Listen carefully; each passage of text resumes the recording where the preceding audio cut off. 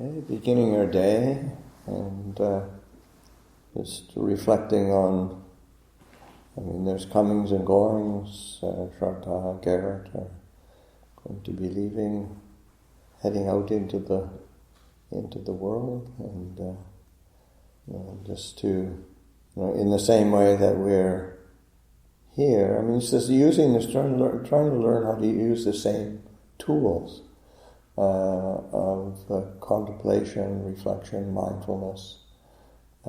It's that mindfulness and awareness training that is so important to learn how to carry with you, whether it's in a formal meditation, in the quiet of your kuti up in the forest, or whether you're doing chores or work here, or whether you're in Kathmandu or Oklahoma. It's the same mindfulness, the same contemplations, the same obstacles that we face. And so, sometimes we want our mind to be quiet all the time. We think if I was just more mindful, my mind would just settle into stability and peace and be clear and radiant and all of that. And a nice idea, but it rarely happens like that. You've got to lay the foundations. You've got to have a continuity of attention and mindfulness that you have built up over time, and as a good habit, that we create these good habits of reflection, and so like that. The fundamentally, we need to be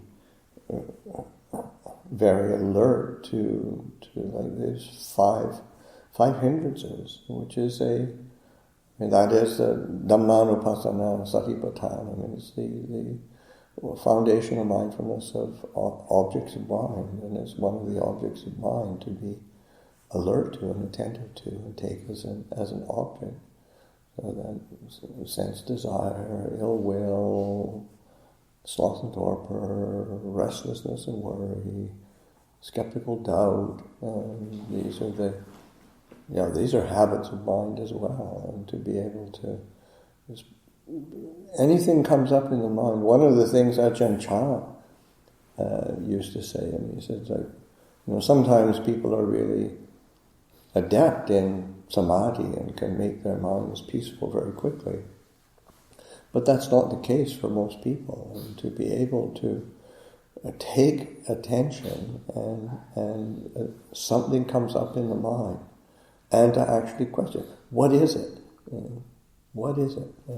Because so often what happens is, it's not that we reflect back and say, what is it?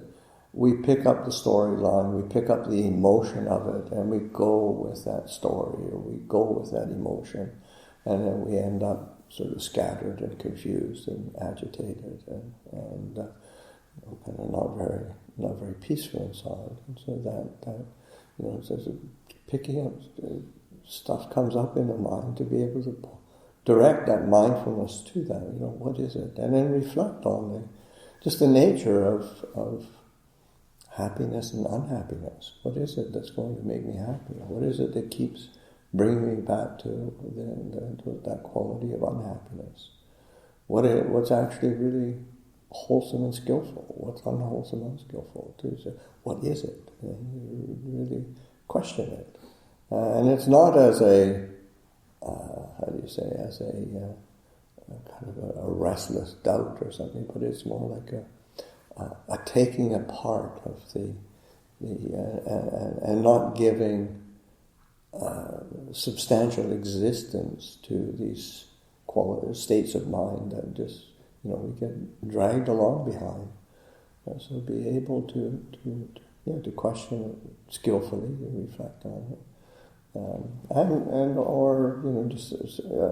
Different hindrances come up in the mind, and sometimes one of the things I used to do and do from time to time now, but just naming it. Just that is restlessness, that is worry. Just name it, and because as soon as you sort of name it, and that it as a hindrance. There's my old friend sloth and torpor again. There it is.